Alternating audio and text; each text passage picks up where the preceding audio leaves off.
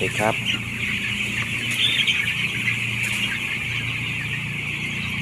วันนี้ไก่แล้วอายุได้13 วันแล้วครับ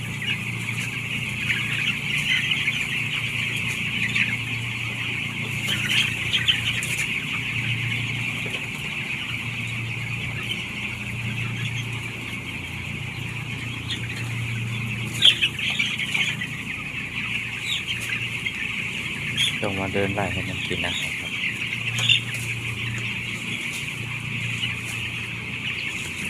ถ้าเราไม่ไล่จนเด็กๆถ้ามันโตแล้ว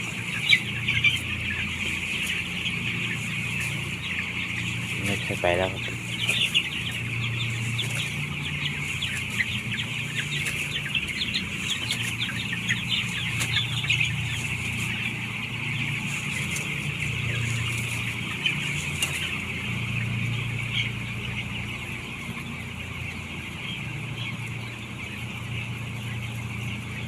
อันนี้ยังไม่ถึงตรงกลาง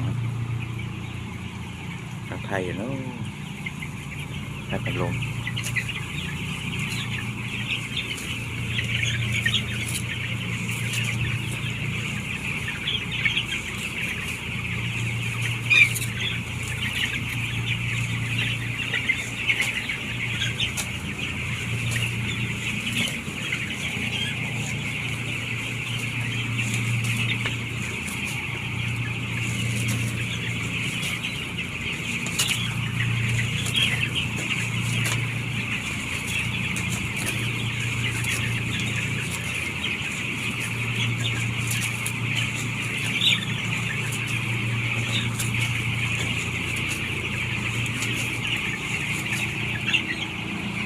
เป็นไงครับตรงกลางครับข้างบน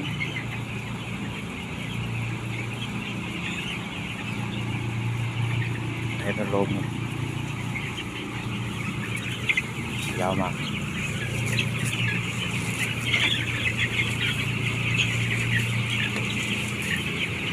จะมีตัวผู้ได้ตัวเมียได้ครับ